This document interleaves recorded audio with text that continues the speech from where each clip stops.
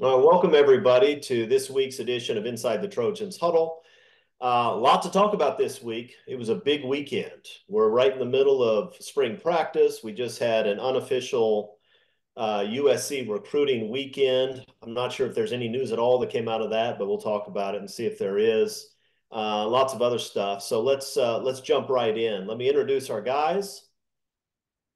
Let's start with Mark Culkin. Mark Culkin writes a whole series of articles for WeAreSC.com. By the way, if you're not a premium subscriber and you like this show, you should be a premium subscriber. You get this, but a whole lot more and a lot of information. And this is the right time to sign up. So if you're not a premium subscriber, $1 for the first month, which is a great deal. It's still cheap after that. I don't know how cheap, Eric, but I know it's cheap, right?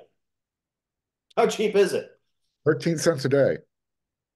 13 cents. Mark's got it.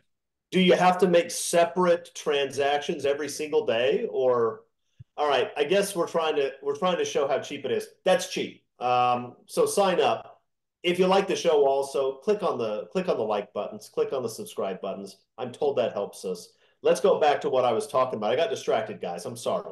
Mark Culkin, he writes a whole series of articles for WeAreSC.com. He has his own podcast. He writes practice reports, does a fantastic job, and is the MVP of this program. Taking a different tactic with you this week, Mark. Last week I beat up on you to motivate you. This week I'm telling the truth. The MVP of the program, welcome Mark Culkin. The secondary MVP of the program, Eric McKinney, who is the editor-in-chief of WeAreSC.com. A recruiting guru who also has all kinds of insightful articles on the website. If you go to the website, you know what those are. If you don't go to the website, then you don't, and me telling you doesn't help. But he's a good writer. He does a good job. Go check it out. Welcome, Eric McKinney. My name is Chris Arledge. I'm your substitute host until Greg Katz comes back. Greg is recovering nicely and appreciates the well wishes. And we got a lot to talk about, so that's all on the wind-up. Let's get started. Guys, this wasn't an official recruiting weekend. We didn't have a bunch of official visitors. The last few years, they've had at least one, sometimes two weekends in the summer where you get a huge crowd out for official visits. That's not what this is. It was just guys who are paying their own way, presumably, to show up and see USC. And it turns out that it may have been a pretty good weekend for the good guys. 5 commitments, all from defensive players. 2 blue chip defensive linemen from Georgia, one of them who's a Georgia commit, an elite defensive lineman from Texas, 2 elite defensive backs from Florida. When a few months ago we started talking about the changes to the defensive staff, this is exactly the sort of day we hoped we would see. So let's start there. Eric, why don't you start us off? Tell us what you think is important about the big recruiting weekend, both in terms of the guys who committed and maybe even some of the guys that haven't yet committed, and what you think we accomplished this week. So you mentioned, I think, what the biggest thing was that this was an unofficial visit. So USC still has, so one of the commitments was a 2026 prospect in Dominic Kelly, but of the 2025s, they still have official visits with all of these guys. So this is not something where they came on campus here, got blown away, committed. Now they're going to go back home and they're never going to see USC again. These guys are all going to come back out. And from the sound of it, they may get more unofficial visits from these guys. I mean, the coaching staff did an unbelievable job of locking them in and convincing them so strongly that it wasn't like I need to go back home and sit on this and think about it for a while. I mean, this is next day commitments. And Injustice Terry, the 5-star defensive lineman, that's flipping from Georgia. That's a Georgia prospect who was committed to Georgia, and USC is flipping him. That is for me, that is as much of a recruiting statement as you can make right now when you're talking about location, position of the prospect and school you're flipping from, plus the distance that you're covering and bringing a Georgia kid out to USC.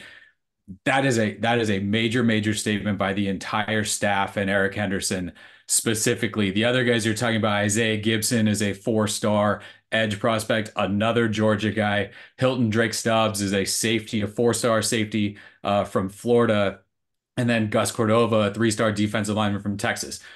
You're hitting big time Georgia guys, Florida guys, Texas guys. When you bring these players in from out of state, those are the states that you want to hit and make an impact in. I don't know that you can overstate how big this was in terms of the first sort of chance for this defensive staff to go like best foot forward in terms of how do we put a recruiting weekend together. That staff that USC has kind of behind the scenes ish, but USC fans kind of know who they are, the recruiting department put together, that it was the big crawfish boil with all those guys from the South, but there were a ton of California's best there too.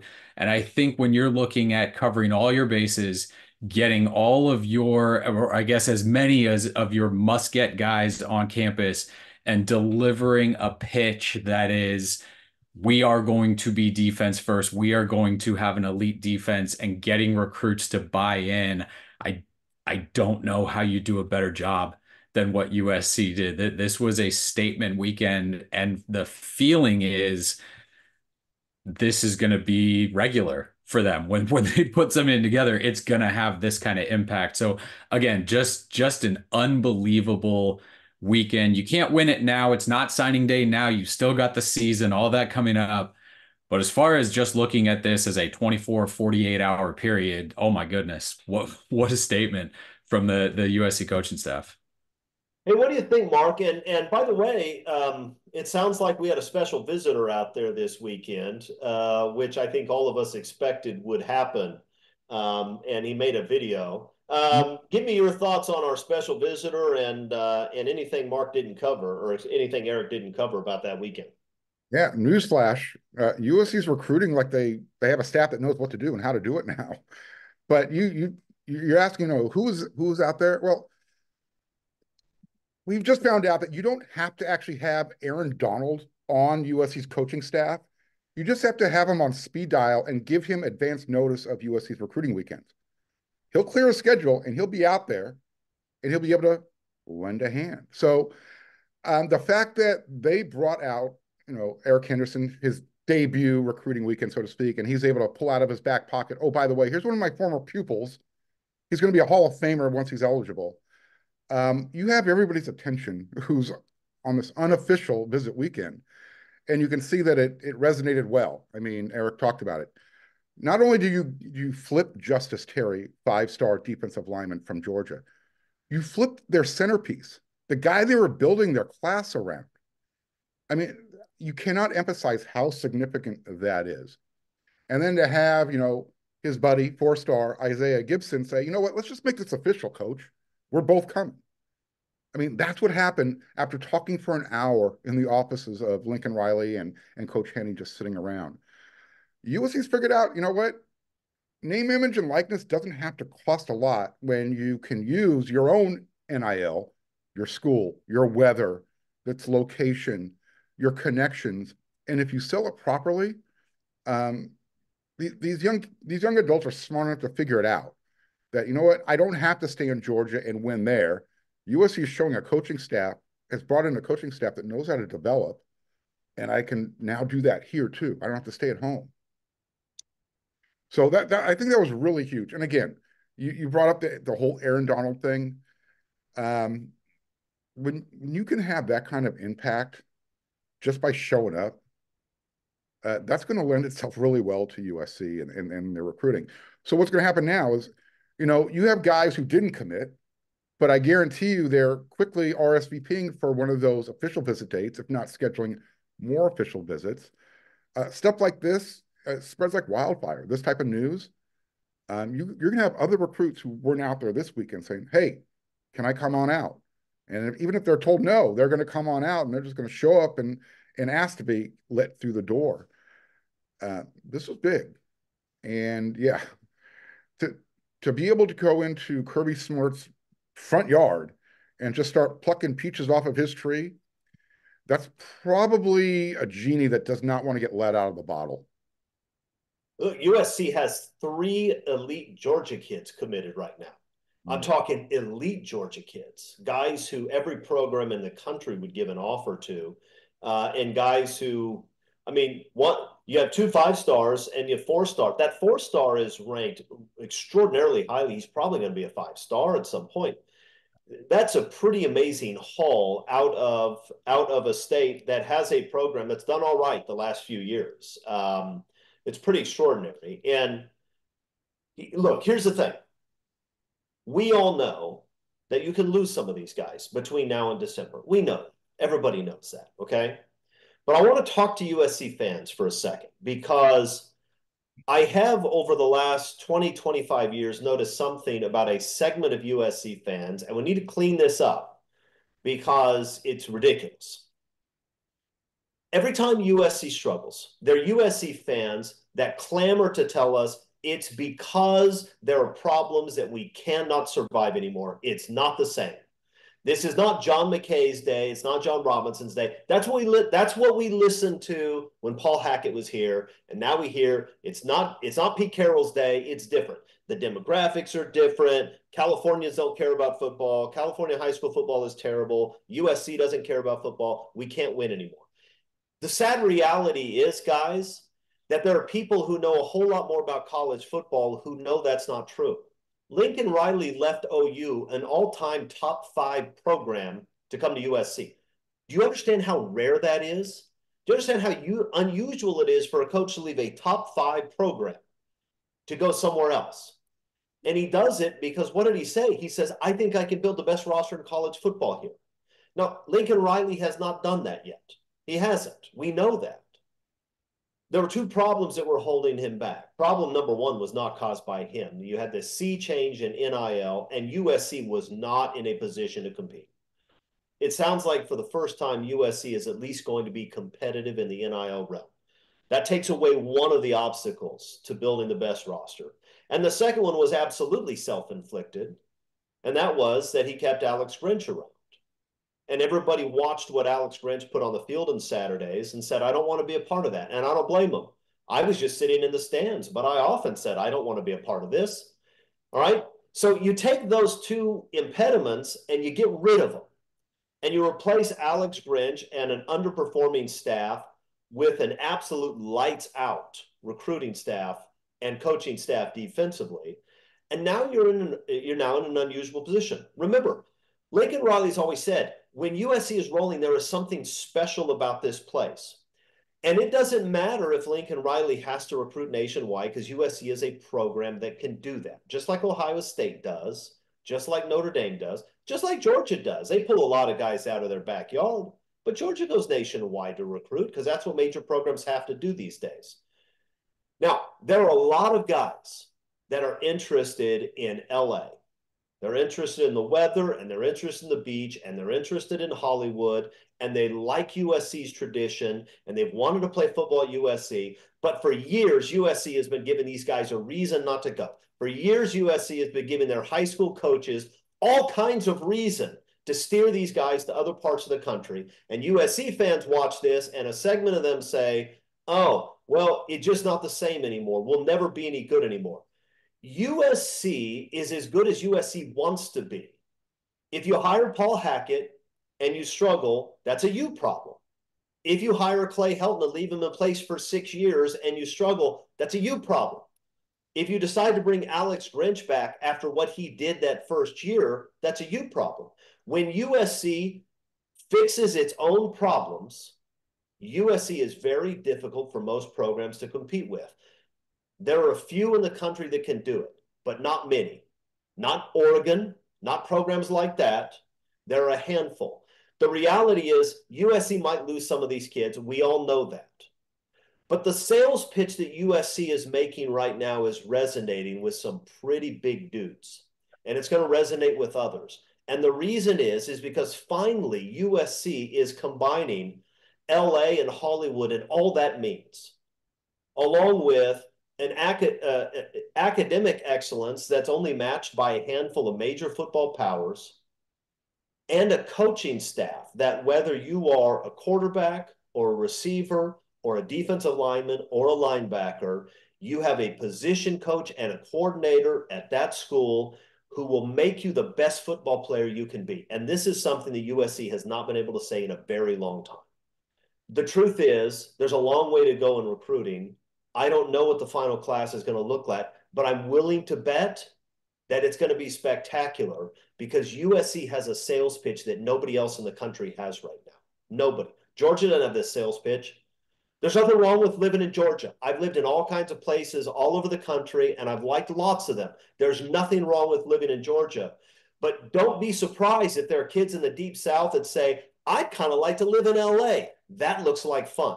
And Georgia can't offer that. And Alabama can't offer that. And Florida can't offer that. And LSU can't offer that. Only USC can offer that.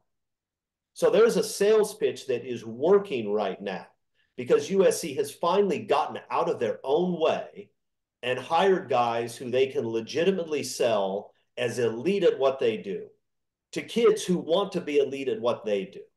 And it's going to be a winning argument.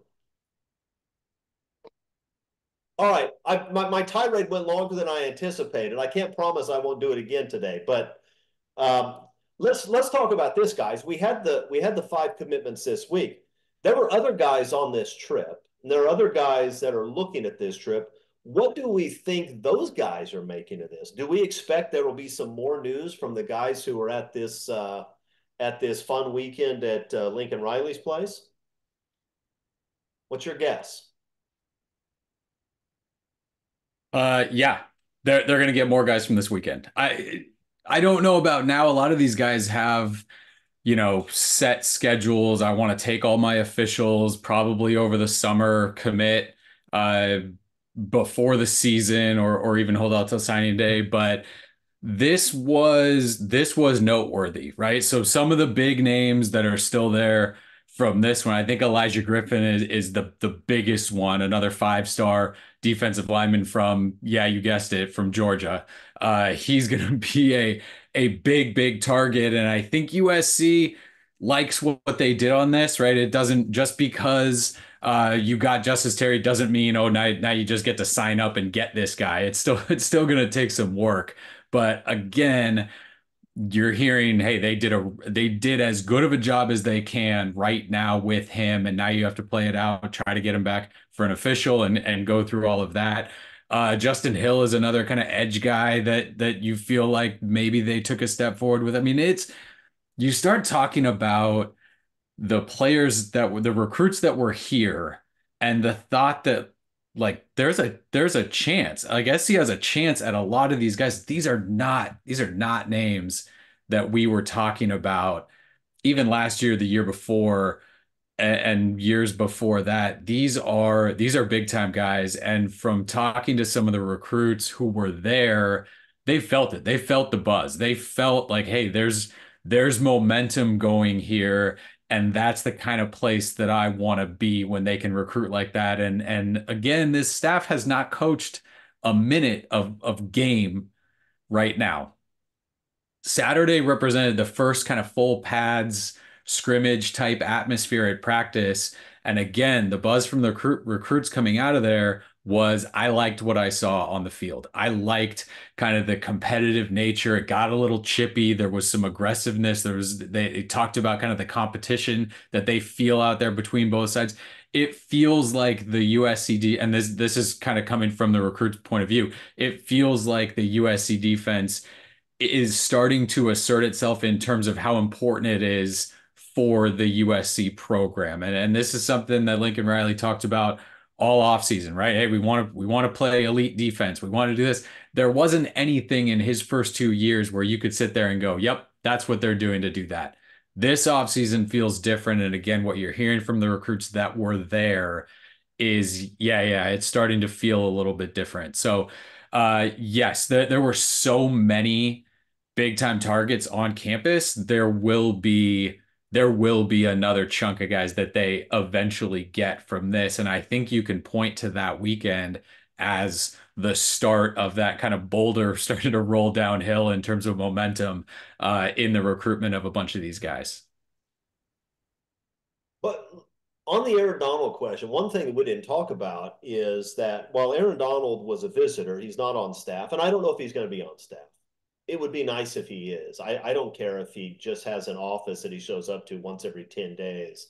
Having him around helps. But one thing that I noticed that they had him record a video. And if you listen to the video, essentially Aaron Donald is directly taking on what all of USC's competitors want to say right now.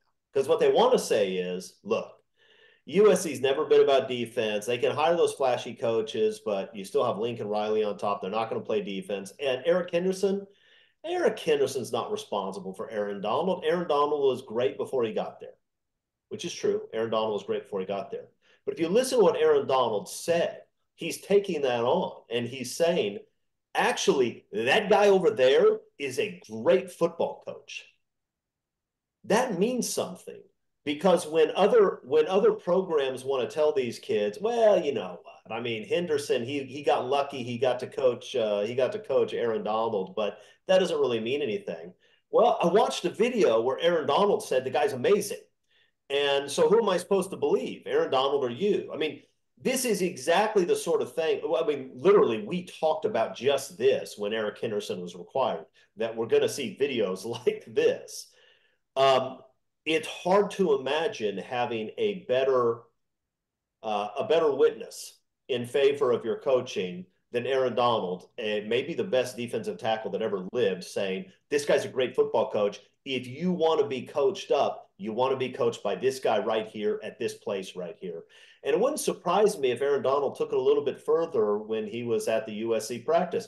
Aaron Donald's also, I think, a guy who's going to talk up LA to these Southern kids. And so having people like that helps. But look, guys, all of these high schools around the country, they look at USC's defensive staff, and they look at Lynn, they look at Henderson, they look at the fact that USC has a linebackers coach that has won multiple national championships as a head coach at the most consistent program in college football, and they're going to tell their guys, if you go there, you are going to be well coached and you are going to be developed. And that, I think, as much as NIL is going to make an enormous difference in who USC can land, because that hasn't been something that coaches have been saying about USC, at least on the defensive side of the ball, for about 15 years now. Look, it's one thing when you have people who like you and support you are giving those types of testimonials, like an Aaron Donald. But when I'm using finger quotes, the haters come out and start giving testimonials and endorsing USC's coaching staff, that's when the rest of the college football world has something to worry about. And I'm reflecting back to what DeMarco Farr said when Eric Henderson was hired. He basically said, I don't care what side of the football you play on, you're going to go to USC now because you're going to become a better player overall, a better person overall with Eric Henderson on your staff. So, and this is probably going to segue to another question you have for the show, but how long can USC hold on to Eric Henderson? Because he's the type of personality that he's just not going to be a defensive line coach for very long. Don't you preempt me, Mark Culkin. Don't you do that. We are going to talk about that, but I want to stick on recruiting just for another minute, but let's shift our focus a little bit, because recruiting these days is not just about high school kids, as we know. You're recruiting your own players all the time, and you are constantly recruiting, maybe not making phone calls to, because that's unlawful under the current rules, but you are constantly putting on a show and projecting something to players on other rosters. Let's talk about the spring transfer portal. I think right now, this is a USC roster that I think is pretty good. I don't know that it has a ton of depth, and there are a few positions where you may need to plug somebody in, right? I've got to think, guys, that amongst the people who are watching what's going on at USC and the defensive staff and Eric Henderson and the excitement around the defensive line position, there got to be some college kids out there who are looking at this and saying, I'm interested in that too. What do you think? Mark, you're shaking your head yes. That means you want to agree with me, and I always like it when people agree with me. So go ahead, talk. Well, look, we've been talking about for the whole show. Your USC is now not only just garnering the interest from five-star guys and flipping guys from Georgia. If the high school level recruit is that interested in USC and knowing that, hey, those guys are going to develop me, well, all of a sudden now the guys who have been in college for a year or two or three, and they want to maybe go to a graduate class for a year, they can say, oh, you know what? If the young guys are ready to do it, I'm willing to go back to USC as well. I missed out on that opportunity. I can throw a name like Mason Graham. He's from Southern California. 3 years ago, he wasn't interested in USC. I I have to assume he's probably interested in what's the potentiality of coming back home, especially with what's going on in Ann Arbor right now. So yeah, you do start sparking that type of interest, and it's not just that position. We know that USC is possibly looking at a veteran offensive tackle to bring in. So yeah, you start focusing in on players who like, what, that program has a chance to do something really big right now, or maybe in the next 2 years. And I've got a couple of years of eligibility left. I'm going to go take advantage of that. So absolutely, the transfer portal, they're paying attention. It translates a little differently, but they're saying, yeah, you know what? USC didn't have a staff when I was first coming out of high school. They have the staff now. I want to be a part of that. Eric, do you think we're going to see any big splashes in the spring transfer portal for the Trojans? Yeah. Yeah. They're going to get a lineman. They're going to get a defensive lineman. There's too much about like what he can do that they need one, and they're going to push hard for it, right? We've been talking about like the NIL is up to where the coaches want it, and where they can kind of function now better. There is, again, this weekend, it resonates with us, right? We cover it, but I think enough leaked out nationally to where you're seeing it being talked about in a bunch of different places. This is it's getting to players. And I hesitate to say, oh, it's going to be this guy or it's going to be this exact position, because the way the portal works, right? There's a window when it opens. We've all seen stuff already for the last week or two. Hey, the spring portal is going to be crazy. The spring portal is going to be crazy. Like, this stuff is happening now, right? Things are trying to get lined up. People are taking a look. Schools are putting out who they want. Players are, hey, what can I get out there? Schools and players, there's a whole third kind of party working between them. All of that stuff that people pretended like forever didn't happen, and now we're pretending like, oh no, but it's taken care of now. All that stuff is still going on. It's difficult to say more than like 20 minutes out that this is going to happen, because so many things can change. And if stuff does start getting out, schools can then focus on, oh, we need to keep this guy, right? It's easy. It's when there's a recruit out there that is open and can go to 40 different schools, it's tough to find the exact pitch to bring that guy in.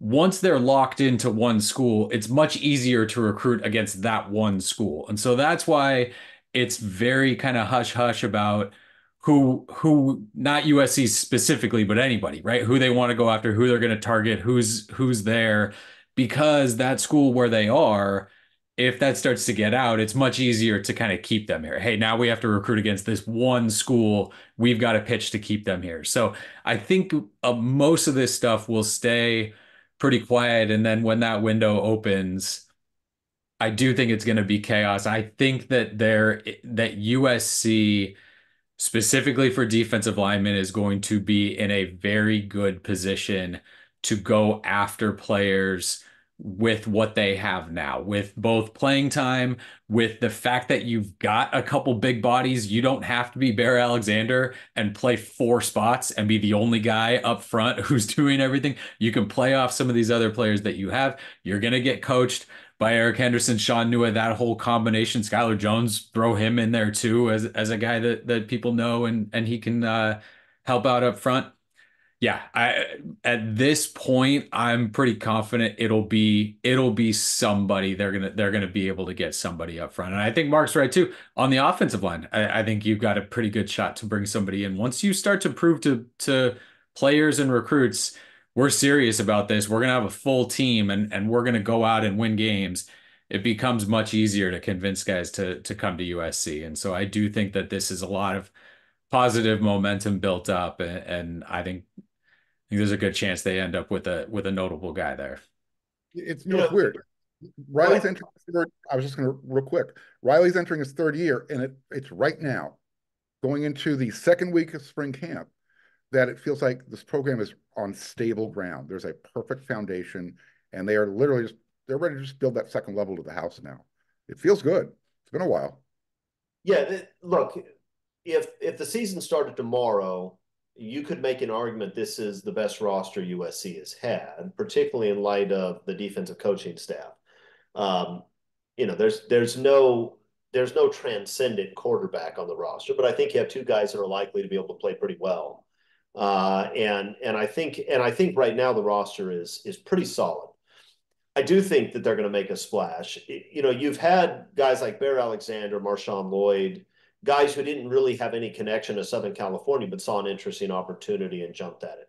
It wouldn't surprise me if they get another guy or two like that. But they're also the Travis Dyes of the world, guys who grew up in Southern California and realistically always saw USC because of where they grew up as sort of the elite. And maybe they went to another school because they didn't get offered by USC. Maybe they went to another school because they realized USC's coaching staff wasn't up to par. But I think there are a lot of guys who have fled Southern California over the last few years, playing at other places, who are now looking at USC and saying, I wonder what it would be like to play at the place I always wanted to play at, now that they have in place the coaches they have. So we'll see. We're not gonna throw out any predictions because it doesn't make sense at this point to do that. But I do think we can all safely predict USC is going to make a splash or two, probably in the defensive line, probably in the offensive line. It wouldn't shock me if they pulled in somebody somewhere else, wide receiver or a place like that, where there's a ton of talent, but not the numbers that you'd want to see. Okay. Let's shift from recruiting to what's actually taking place on the field, or what little we can see of it. Obviously, the way Lincoln Riley runs his program, you actually know more about recruiting, even though the coaches can't talk about individual recruits yet, than you do about what's happening on the practice field. But we do have 1 week of spring ball down. Guys, did we learn anything this week? Eric, why don't you start us off? We learned that the off-season talk about, hey, we're getting bigger up front and we're doing all this stuff. It's notable. And the first day of spring ball every year, I don't care what they did during the off-season. First day of spring ball is always that. Oh, they look bigger, they look bigger. This year it feels like there's more substance, I mean literally substance behind that talk about the weight that the defensive line put on.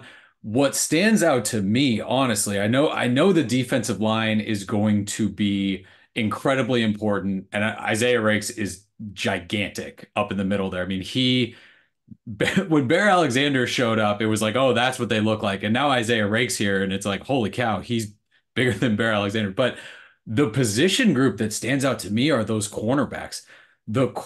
I mean, Prophet Brown is not little, and when he's played, he's done pretty well. There's nothing wrong with him. He looks at times like a high school player out there with some of these 6'2", 6'3", 6'4" corners. It looks like a group of defensive ends out there. It's the length that they were able to add at corner in the secondary is outstanding. And that's a position group where there's been some guys that have come through, but it's never felt like, holy cow, that's a strength of the defense. And we'll see how things go this year. But I mean, Jacoby Covington is bigger. John Humphrey is huge. DeCarlos Nichols, like these guys are big. So I think that's what stands out is when USC's defense walks out on the field now, you go, okay, that's what it should look like for the most part. And I think that was something where, again, you heard it all off season. Hey, we're doing this, we're doing this, we're doing this, and then to see them show up and it looks promising. That's kind of the takeaway. Again, the first 2 days that we were able to see anything, there's no pads or anything like that. So that was definitely the takeaway for me. What about you, Mark? What'd you see? Yeah, I saw the same thing that Eric's untrained eyes saw. These guys are just big. Um, the cornerbacks, literally, you're just going, really? Uh, so it's funny. You brought up Isaiah Rakes. Nate Clifton, he's another guy that USC brought over. They're thinking that's a defensive end that last year plays inside at USC. I mean, that's the discernible size difference that USC has changed in 1 year. They're also, what I saw last week was they're much more physical, even when they're not wearing pads. I mean, last week it was just helmet, shorts, jersey, no shells. Saturday, they're going full scrimmage. Well, I don't know if it was a full scrimmage, but they had a scrimmage type of setting, full pads, uniform. Referees were out there. I don't know if they were Big Ten refs or Pac-12 refs. I'm assuming Pac-12 since the contract runs through the end of July. But they're getting after it. And, birdies are talking, off the record that the defense is kind of one setting the tone for practice right now. They're making the offense have to lift their game to keep up. So if that's the direction things are going, hopefully when we see it unveiled April 20th, we can back up everything we've been hearing. But right now, yeah, size matters. They're really emphasizing playing physical football. The drills that we do get to see, they're new, and it's focused on fundamentals. It's focused on angle pursuits. If two guys are tackling one guy better be tackling while the other guy is trying to tear the ball out. It's new stuff, and we've heard the players talk about it. I've learned things in the first few weeks with these guys, and I learned my entire time since I've been here. Now, obviously, a little bit of that is hyperbole, but a lot of development is going on during spring camp. Well, we mentioned the changes in the secondary. I would be shocked if USC wasn't dramatically better in the secondary this year than they've been. It'll probably help that they're going to be better up front too, right? That always helps the secondary. But secondary is a position where USC has underperformed even when they had talent over the last 5-6 years. And I think we're going to see a difference there. I would be stunned if we didn't see a huge difference up front. Really, when I look at the defense right now, what I want to know is what are the linebackers going to look like? You bring in an all Pac-12 linebacker in the transfer portal. I think you expect he's gonna be able to plug in and play very well. I'm a huge Eric Gentry fan. I know he has an odd build for a linebacker. I know that he is injury prone. I think when he's on the field, he can do things that are unusual and cause huge problems.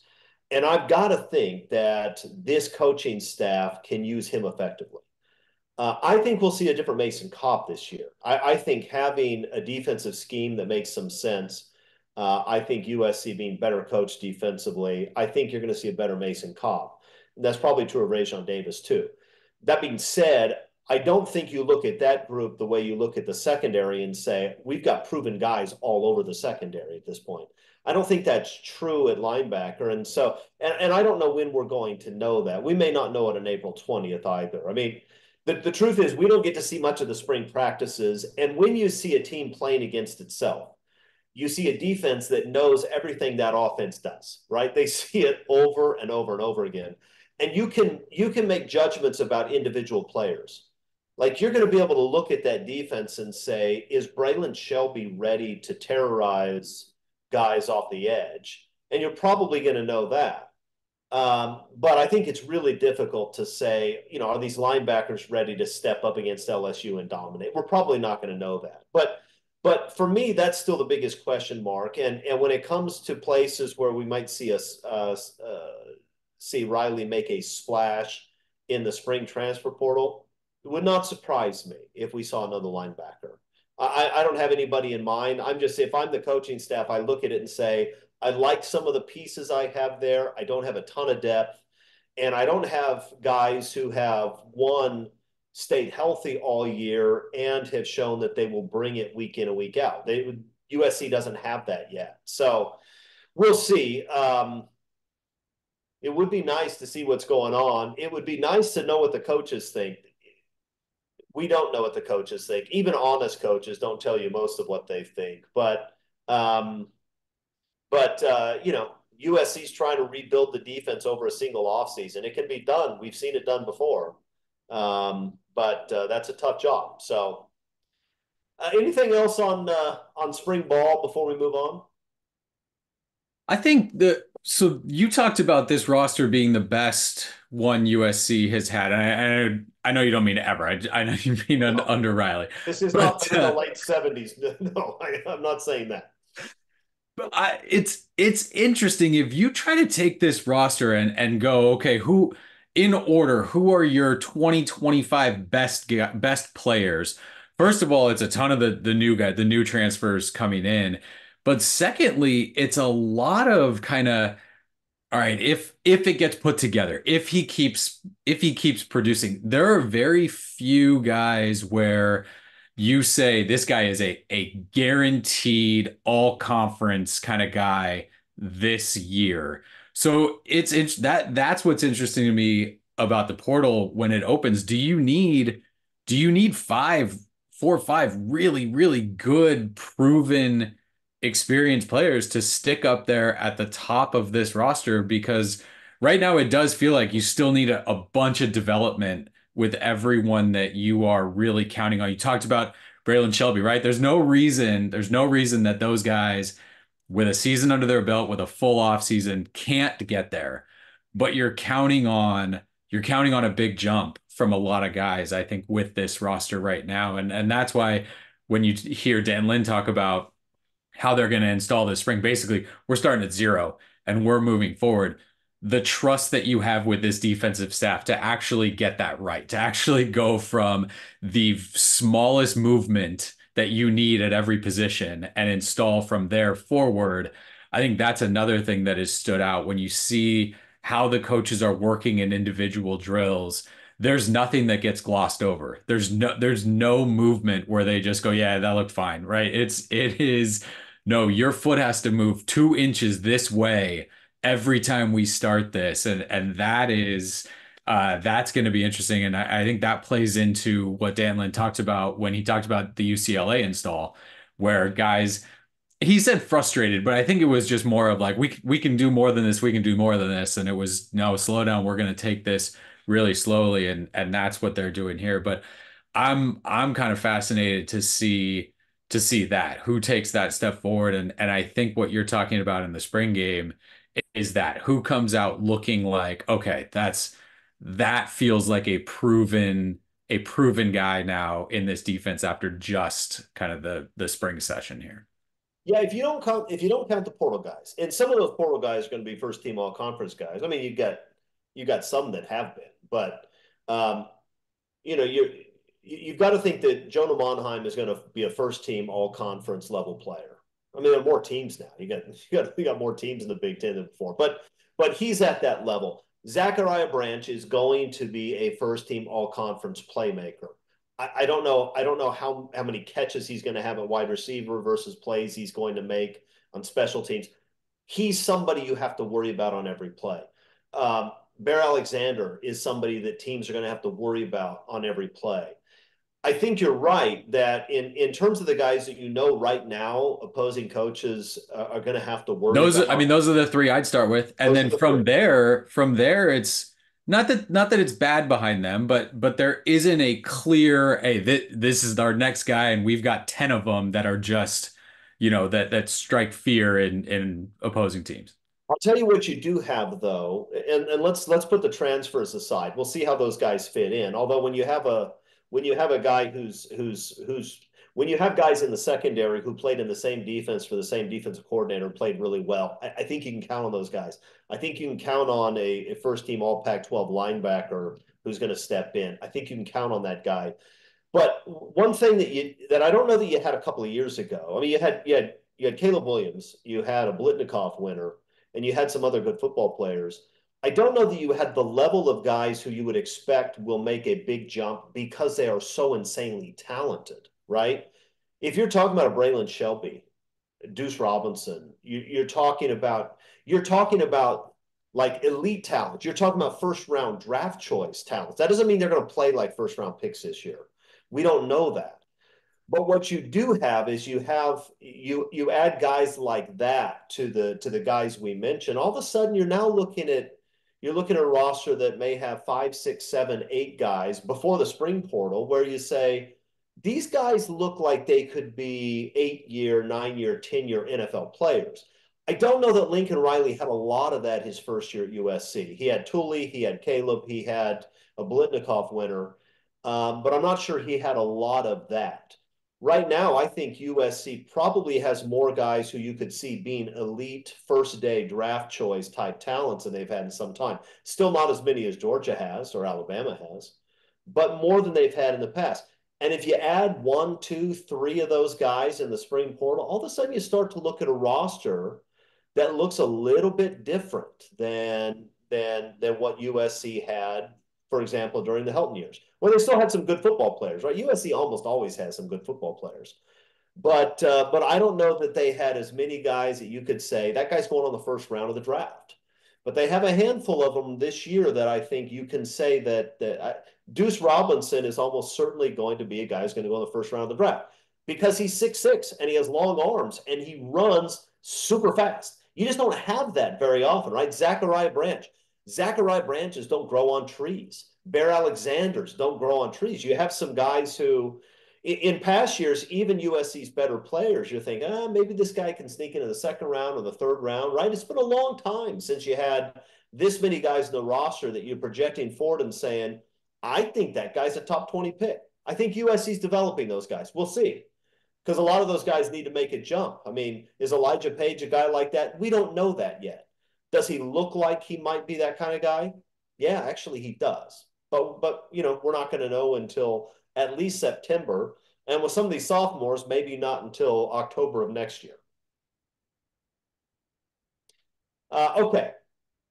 Let's talk about the topic that Mark Culkin wanted us to talk about before when he was jumping the gun unfairly. All right, let's talk about Coach Henne. I don't know if I've ever seen a position coach make this sort of splash this quickly.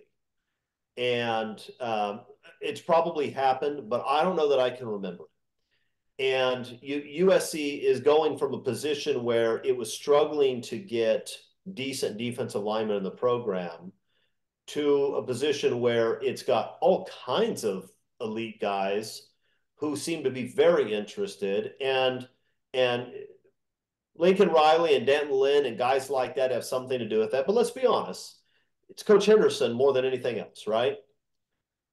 At the end of this season, not only will Lincoln Riley have to recruit high school players, not only will he have to recruit guys from the portal, not only will he have to recruit his own players and keep them from jumping in the portal, but he's going to have to recruit Coach Henderson because there is going to be a bidding war for this guy. Can we all agree on that? So that creates some awkward questions, right? Because I don't know whether Henderson is a defensive coordinator or not. I don't know. I'm not saying he's not. I have no idea. You have incredible recruiters and position coaches like Ed Orgeron. Ed Orgeron was not a defensive coordinator. That wasn't his, right? The X's and O's wasn't really his strength. That wasn't what he was about. But if you can recruit like that, and if you can motivate like that, somebody's going to be willing to give you a promotion and lots of money. So, question number one, what is Lincoln Riley going to have to do to hold on to Coach Henderson after this year? And two, what's he going to do to hold on to this staff as a whole? Because if they make the gains on defense that I think they're going to make, you're going to have a whole lot of really talented, really ambitious guys who are getting really good offers and really good dollars thrown their way. What do we think? Mark Holkin, start us off.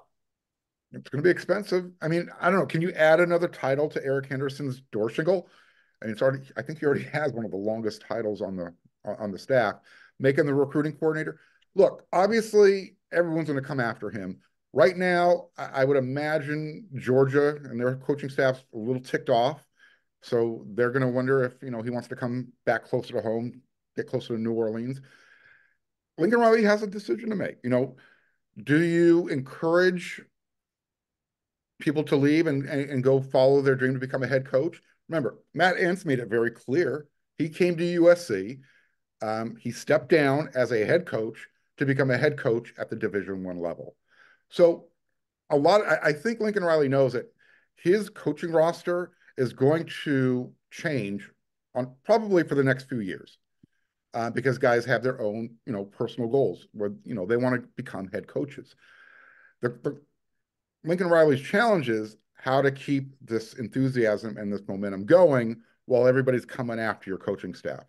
What it's going to cost, I don't know. You're going to have to pay him like a defensive coordinator, even if he doesn't become your actual defensive coordinator, because, is D'Anton Lynn's not even been on the job for what, 6 months yet?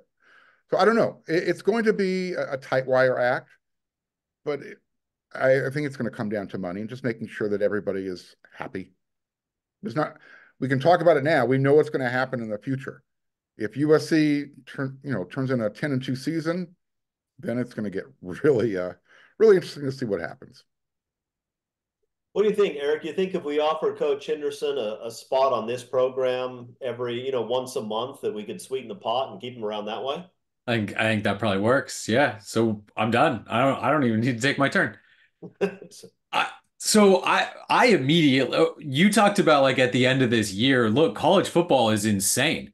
Can you keep them until the start of the year? I mean, that's kind of the question at this point where, okay, we've got this recruit signed or we've got the quarterback in for spring ball and it's like 8 days later they're gone and you got to start over. So that's the cynical, downside of this. What I would do, I would throw an escalator in that clause immediately that makes him by X amount of dollars the most highly paid defensive line coach in America. And so every time there's somebody that signs somewhere, he gets bumped up and you're not chasing that all the time. But I don't know what his ultimate goal is, if it's as a head coach or he wants to go be a defense coordinator. I do know he's been in LA for a while. So if he's comfortable here, you're not fighting the right. Delaney McCullough clearly wanted to be in the Midwest, and as good as he was at USC, that was a fight you were always going to have to try to keep him here. I don't know if you have that same fight with Eric Henderson. It feels like he has that kind of father figure type of attitude toward it, to where if he brings in a phenomenal class this year, it feels like maybe there's going to be a pull. Hey, I do want to coach these guys. I want to coach them for a little bit. And obviously you can't do that forever because at some point you're going to recruit a class that you're not going to coach. So I think there are things going. He also hasn't had to recruit for 15 years yet and just seen it kind of fall apart and what's chased off some of these other coaches. This is what he knows right now of recruiting. So I think there are positives for USC with this, but yeah, you're right. I mean, people are going to see what he does, and that's the easiest way to get coaches is just, hey, let's pay a guy to do that. The key going forward for USC is that you want to be that place. I mean, it's nice to be Iowa and to have assistant coaches that are there for 40 years, but it can get stagnant. I mean, it can. You want to be a place where really good, young, up and coming coaches and players say, look at the future I can have if I go through that program. And so that is one of those things where you got to embrace it. You got to embrace the fact that this guy's going to come here, be really good, go off to a better position or one with more responsibility or whatever that is. And you have to know that you've set yourself up as the program that gets the next guy. And you have to be good about finding who those guys are, but I don't think it's necessarily just an immediate negative. Oh, we've got to replace this guy. I think if you turn into a program that can do that, we've seen Alabama kind of churn through assistant coaches, and Georgia's kind of the same way. And if you, as a head coach in Lincoln Riley, can prove, hey, we're going to play defense, we're going to set our program up to where everyone can have success, then you can capitalize on that with whoever the next guy is, and you've seen sort of the blueprint for how to get that done. Yeah, look, if Matt Enns gets a head coaching job at, say, a Big 12 program after this season, that's only good for USC. Would I like to have that guy around for a long time? I would. But everybody knows what he wants to accomplish. If going to USC allows him to do that very quickly and land a very good job, USC can replace him with another great guy. That's exactly what Nick Saban has been doing forever, and has done well. But you have to do it well, and these are tricky decisions. I mean, a lot of people would, and I'm about as big a Pete Carroll fan as you're going to find, but a lot of people would point to maybe Carroll's biggest mistake is trying to figure out how to handle this very issue. Because you have guys who are ambitious, who are talented, who are going to be wanted somewhere else, and you have to figure out who you're going to prioritize and who you're not. And a lot of people will look at it and say, well, it was a mistake to prioritize Lane and Sark.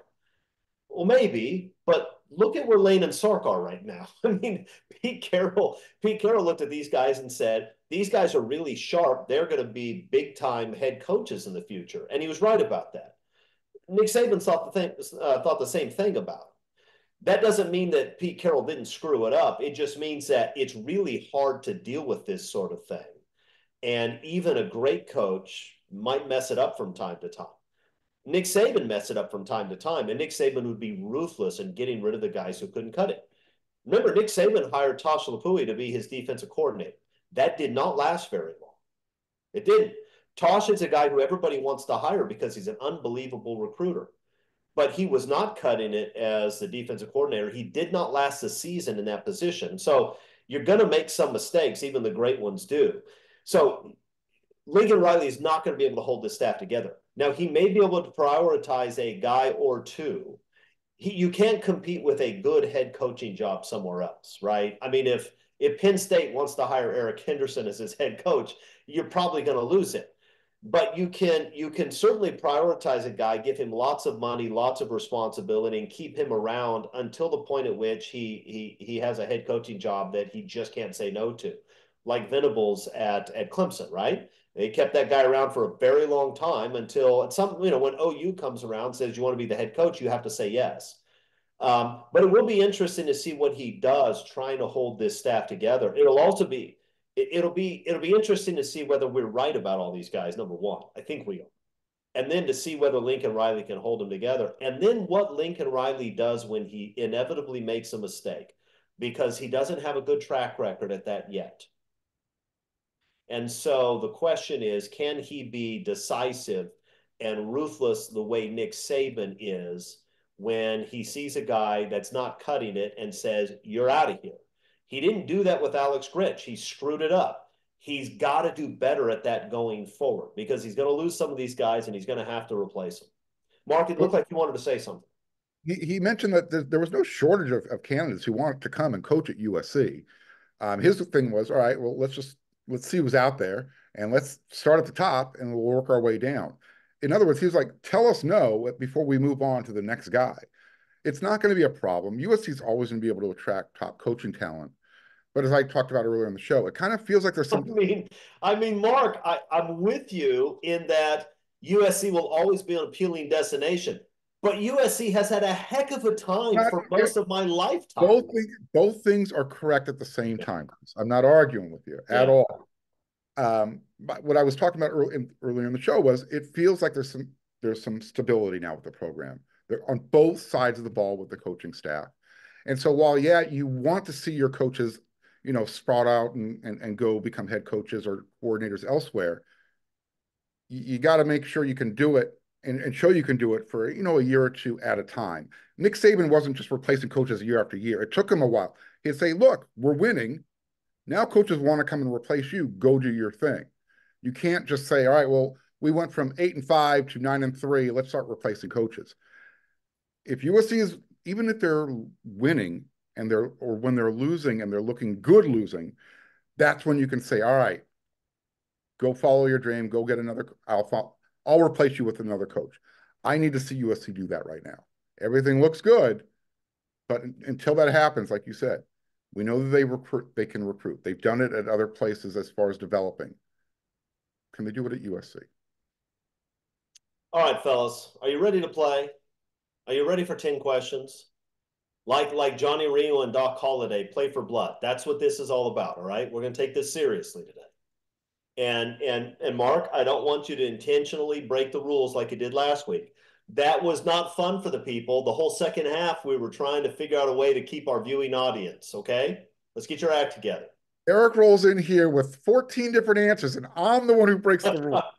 That's true. That's true. He does that. He gives every possible answer. We're not going to do that either. That's nonsense. All right, here we go. Are you ready? We're going to start. And Mark, because I chewed you out, I'm going to let you go first so you don't get your answer stolen. I know if Eric goes first, he'll steal your answer because he's going to give every possible answer. All right, here we go. Question number 1. Which player is the next recruiting domino to fall? It's a prediction. Let's have it. I'm going to go linebacker. And I'm going to say it's going to be, I'm going to stay local this time. I'm going to go Madden Faramo. Okay. That would not bother the Trojan faithful at all. Eric McKinney, what do you think? Yeah, that's not a bad guess. I've got nine. I've got nine. No, I've got 2, and it's not so much next as in terms of a timeline. And I know I'm talking myself out of a point, probably -6 or 7, but we're gonna push forward with this.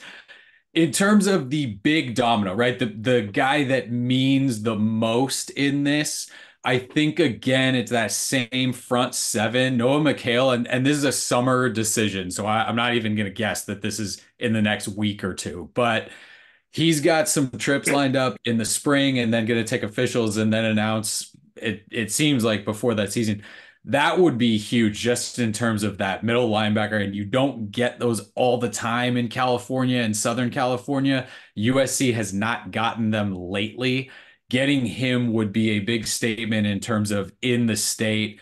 The other one is Jared Smith, a 4-star edge from Thompson High School in Hoover, Alabama. We talked about going into Georgia and taking guys. As far as a big domino falling and making a big national statement, that's a guy that USC is involved with, top 50 guy overall to go in. If they could go into Alabama and take an edge guy, boy, that's making noise like with those interior Georgia linemen.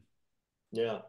Both were good answers, but Eric, you actually admitted that Mark's answer was good. And so that seems to me like an admission that Mark Culkin is going to get the first point, and he is. It's 1-0 Mark. Question number 2. Who is hated more in the state of Georgia? General Sherman or Coach Henne? Eric McKinney. So we've got March to the C and March to USC, I think, kind of competing things here. I'm going to go with some recency bias and say it's Coach Henne right now because we're still kind of in the aftermath of this weekend. Mark? Yeah, it's definitely Coach Henne. And you know what? If I was him, I would just go full tilt. I would make sure they hate him the most forever. I would go grab a Dukes of Hazzard car. I would get that. They don't hate that. They don't hate that in Georgia. Dukes of Hazzard car? Wait, I'm not done yet. I'm not done yet. Okay, sorry. Go ahead. Plug in that Bose, get that bass going, and I would have Ray Charles, Georgia on My Mind, blasting on loop 24/7 as he just drives through Athens. And I guarantee you, Coach Henne will be the most hated guy since General Sherman. All right. So Mark Culkin says he needs to be driving the General Lee around. I actually think that's a mistake for him to do that. It did have, it had the Confederate flag on it, for crying out loud. So, and by the way, I think you're both wrong in this sense. If you put up a statue of Coach Henderson somewhere in Georgia in a park, I think people would just be confused. If you put up a statue of General Sherman, I think it's coming down. So I think Sherman still, but it's early. Henderson has more time. 1 point for Eric McKinney. It's 1-1. All right. This question came from a viewer, and be quick about it. Just because I'm asking for 3 names doesn't give you the right to give me 15. Okay, McKinney? All right. Give me your 3 greatest athletes in USC history, any sport. Go, Eric. All right, I've got 14, so I'm going to cut this short. All right, so Cheryl Miller has got to be on the list. I think the most dominant player in her sport compared to anybody else. Earl McCullough, I'm putting in there, world record holder in the 110 hurdles, first round pick in the NFL draft, NFL Rookie of the Year. That's a tough duo to do. I'm gonna go Traveler 7 is my pick for that. That's 2003 to 2016. That's a lot of touchdowns to run laps in the Coliseum there. And then I'm going bonus number 4. And this is again a recency one that I think's gonna get knocked. I think Austin Overn gets in there as a kind of sneaky new age pick. That guy could play all 3 sports at USC. I don't think basketball, baseball, and football. I don't think a lot of guys could do that came through. When's Austin going to put on that football helmet? Let me recap what we got from you. Your 3rd choice was a horse. Horse. And your 4th choice, when I stressed it was 3, was a guy who had a really good freshman baseball season. I knew the horse wasn't going to count, right? But you got to mention it. Traveler 7, my pick for the best of all the Travelers. Look, I'm thrilled. I'm thrilled that USC baseball has Austin Overn. I think he's spectacular. Hit all those triples last year. But USC has like 22 Hall of Famers in football and baseball. It's got all kinds of Olympians. Basketball too here. And multiple gold medals. Mm-hmm. Your 3rd choice was silly, and your 4th choice was weird. All right, Mark, help us out. If you just give me 3 names of people who played a sport at USC, you got a point in the back. Go ahead. So I'm going to agree with Eric. Cheryl Miller belongs on the list. Nope. I mean, back-to-back national championships. We're all in agreement. Cheryl belongs here. Give me your number 2. All belongs here. Lenny Krayzelberg. Remember him, swimmer? I do. Won gold medals. Okay. And look, O.J. Simpson. I go with George Tirebiter. Pick the other one. Just some advice to you. That's where I'd go. I'm going to go with the other Tirebiter, George O.J. Simpson, who ran track and played football. And actually, there was tires involved. So, yes, you're right, Eric. Okay. So Krayzelberg over Ronnie Lott. All right, you know what? That's fine. You gave me 3. You gave me 3, and I liked it. You got a point. It's 2-1. All right. Question number 4. Aaron Donald is apparently interested in now becoming an actor. Give me the 30-second pitch for his first movie. And I mean 30 seconds. Don't give me a minute and a half, okay? Don't do it. All right, go, Mark. So, setting, picture this. An undersized, really strong defensive lineman walks into a high school house party, okay? And people are just clowning on him. He's wearing a football jersey. He's telling everybody, yeah, I'm going to make the team. Eventually, I'm going to become an All-American in college. And I'm going to be a first ballot Hall of Famer, win the Super Bowl. And at the end of the movie, we find out that it's Aaron Donald. He's telling me his story while we're sitting in the USC football office as he is the head coach, leading USC to their 3rd consecutive national championship. Okay. Eric McKinney, what do you got? No, you have to completely separate him from football. Nothing football. So in this age of everything is a sequel, right? It's something's 2 or 5 or 7. That's all movies are now. I am sending Aaron Donald down the Arnold Schwarzenegger path. We are making Kindergarten Cop 2. Zendaya is his partner. Cillian Murphy is the villain. And we are off and running on an unbelievable film career. Okay. I like that. Look, here's the thing. You can have him in a football movie if it's a remake of Rudy, and if Aaron Donald puts Rudy in the hospital and then walks off the field and burns down the Golden Dome on his way out of town. If you do that, then you got a winner. I liked Eric's movie. I agree. Kindergarten Cop is the way to go, even though it's always tough to remake a classic. I mean, that was Arnold Schwarzenegger at his funniest. Hollywood is just a How many redos do we need to have? Can't we get a That's all we get. That's all we get. And look, we all know that if Aaron Donald makes a movie, it's going to be a comic book movie because that's all that gets made now. But that's fine. This is why you do it, right? Again, 10 seconds, 3 names, 10 seconds. We already know what it's going to be about. That's how you get movies made. I think a romantic comedy with I think a romantic comedy with I don't even know the name of any young actresses. I was going to name somebody that's probably 50 years old now, and that doesn't really make sense. But I think a romantic comedy where Aaron Donald is playing the Hugh Grant part would be hilarious, just because this giant man playing that, self-effacing Hugh Grant Notting Hill role. I don't think that's going to happen. All right. Eric McKinney and Mark Holkin are tied at 2. Question number 5. I know it's early, but so far, where does Coach Henney rank in terms of the greatest recruiters in USC football history? Mark Holkin, go. Right now, he is the Dylan Baxter of recruiting. He is a springtime phenom. He's a springtime phenom. We'll see what happens when we actually get to the regular season. Is he going to be at Baker University in 2 years? Is that what's going to happen? But right now, where is he at? What we know is what we see in the spring. Holy smokes. Okay. Are you going to give me he's the Whitney Lewis of USC recruiters, Eric McKinney, or do you have something else to say? No, because there's more substance than that. This is something that where we've heard enough from recruits on what the pitch feels like and what kind of substance he has behind it. Look,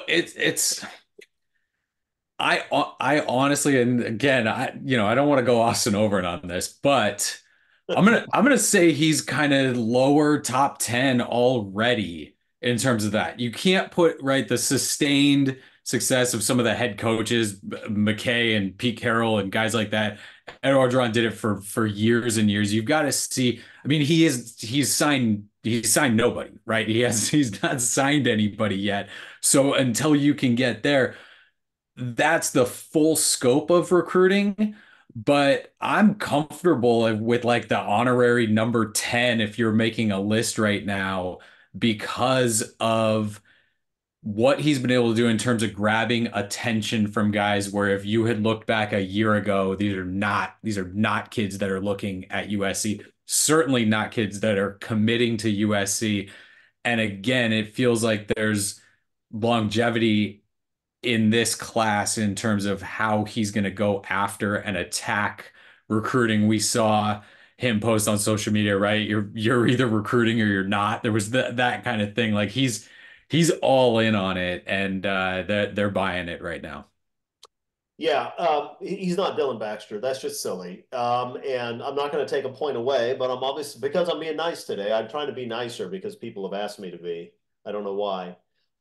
Look, the obvious comparison is Ed O. He's not Ed O yet because he doesn't have that track record, but he's frankly making more of an impression than Ed O did in the early days. But I think he could be that type of guy, somebody who is an elite recruiter and sort of the heart of the program. If he becomes a better recruiter than Pete Carroll, then we're in a good place because Pete Carroll is the best recruiter in the history of USC football. That guy could sell anything to anybody. But okay, so Eric McKinney gets the point. It's 3-2. Number 6, and Culkin, this is right up your alley, so I think you're going to be able to tie it up right here, but we'll see. I'm still sticking with my other answer because your question was very direct. Where is he right now in the history? We got a couple of verbal commits, and everybody's going, wow. I saw the same thing in spring. Everyone went, wow, look at that. So until we get more, I'm going to be the harsh critic here. I don't mind wearing that cape. Okay, way to be nobody gives critics capes. No, this is a good time to be a harsh critic of Coach Henney. Good call. Eric McKinney, before I have to take 6 points away from Mark Holkin, give me the greatest rock act ever to come out of LA. So greatest is doing work here, right? Is that for me or just kind of in general? Question that you don't get extra clues. Look, it's not specifically for me, but I'm gonna go with the Beach Boys just in terms of being LA, California, the coast, what they meant worldwide, and kind of the impact on music they made. That is not a terrible answer at all. Mark Culkin, what do you think? Yeah. So, man, this is a really hard answer for me. My heart says Oingo Boingo, but my official answer is Van Halen. So I did not see the McKinney answer coming. I really didn't. And you might make an argument that the Beach Boys aren't a rock act, they're a pop act. But if we include them in the rock umbrella, the Beach Boys had more influence and were more important, I think, than Van Halen or Guns N' Roses or The Doors or any of these other acts. And so I think in a surprise twist, I think the Beach Boys are the right answer. So that gives us 4 points, Eric McKinney, 2 points. Mark, I'd rather listen to Oingo Boingo if that means anything in the game. I mean, Well, look, there's two reasons why I went with those choices. Oingo Boingo was a very solid band, but their best guy has done his best work since the band broke up. So I don't know. All right, it's true. No, it's true. All right, look. Moving on. Yeah. All right. Your prediction may change over the course of the offseason, obviously. But for right now, give me a regular season record for USC next season. Mark Culkin, go. 2. 10-2. All right, Eric McKinney. 9-3. Give me a big time offensive lineman and some big time defensive lineman in the portal, and we'll see if it changes. Yeah, look, the over-under right now should be 9.5, and Mark's taking the over, Eric's taking the under. You both get a point. I'm fine with both answers. It's 5-3. Which guest do you want to see at the next big USC recruiting weekend? Eric McKinney. Give me two favorites. Give me Reggie Bush there, and give me Will Ferrell there. Give me a musician that I don't know but resonates with the kids that are there. And then give me Shonda Rhimes for the moms and the parents that are there to talk some Netflix stuff, some Shonda land. I don't even know who Shonda Rhimes is. Who is that? The moms will know. The recruits moms. Okay. Right, like Grey's Anatomy and Bridgerton and a bunch of bunch of stuff. Okay, so TV. It's TV entertainment. Look, I probably should know this. I mean, I'm an old man. I'm 50. I don't know these things anymore. All right, Mark Culkin, who are your guests? So we all saw the movie Revenge of the Nerds, right? Remember the scene when the Lambda alum showed up, arms crossed? I want to see the 2008 defense walk through Goo Gate doing that, standing against the wall, arms crossed, just with mean face saying, impressed me. All right. Well, I want this game to be close, and that was a good answer. And I didn't know who Shonda Rhimes was, which may be my fault, but because I'm the judge, it's going to be Eric's fault. So it's now 5-4, which is pretty exciting. And we have 2 questions left. All right. So it used to be that the NCAA would change recruiting rules because USC was doing too well. So I'm assuming that the NCAA right now is scrambling to come up with a new rule change after USC's monster recruiting weekend. What do the fair-minded folks at the NCAA have in mind for us? Mark Culkin, go ahead. Yeah, USC has to turn in a authorization list that the NCAA has to sign off on when they have invited guests. They'll say yes or no. Oh, the NCAA can veto individual guests? Yes. So we might have seen the last of Aaron Donald for all we know. Ever? I mean, not even in the movie you were pitching? NCAA says. Okay. I mean, I'm sorry. I mean, yes. I'm something of an Aaron Donald fan. I hate to hear that we're never going to hear from him again, but okay, that's a prediction for Mark Culkin. Eric McKinney, what does the NCAA have cooked up? Oh, this one's pretty easy. I'm expecting it actually to come down as we're recording this. It is retroactively illegal to hire coaches from different teams in your same city. So this is a Danton Lynn issue. This is an Eric Henderson issue. USC gets Kyle McDonald back because he can't go to the Chargers anymore. But yeah, USC's got to give up their 2 defensive coaches. Yeah, I could see that. Both of you get a point. It's 6-5 going into the last question. And As always, the last question is worth whatever it needs to be worth in order to have it be decisive. This is a 2-point question. Mark, don't say anything. You want to say something, but you're going to ruin it. I'm trying to give you a Taking chance a here. heavy, deep breath, getting my answer ready. That's all. All right. Relax. Who other than Georgia is most disturbed by USC's current recruiting momentum? Eric McKinney. So I'd love it to be Dan Lanning, but I think that Oregon's NIL stuff is good enough to where he's not going to be bothered by it. It would be great if it made Oregon shake a little bit.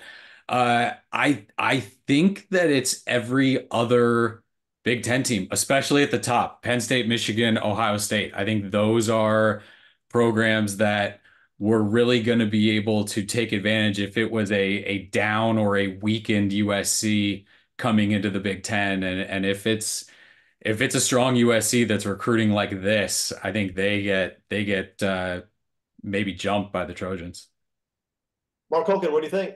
No, it's definitely Oregon. I mean, Eric's answer isn't wrong, but it's definitely Oregon is more concerned because USC has shown that we have our NIL in place now. And look, if USC's NIL is close to what Oregon can do, who the hell wants to live in Eugene?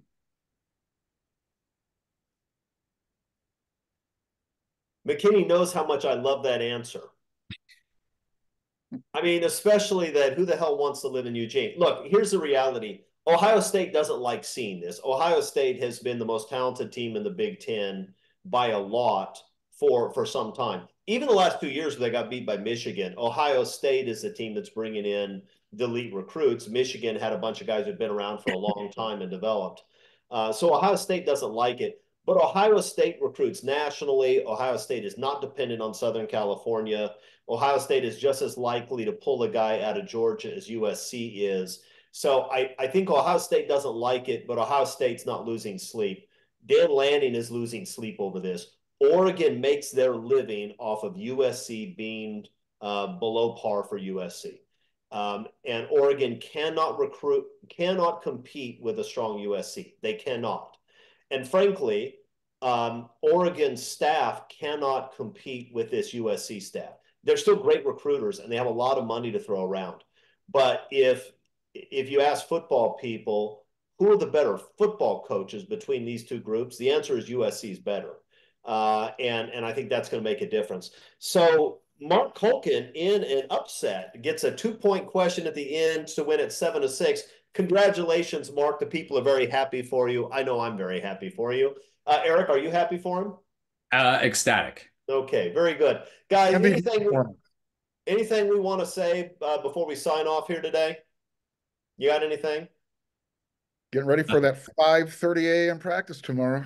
Okay, well, I'm not going, but and probably the people watching aren't going. And if they do go, they're going to be at that practice before they watch this show.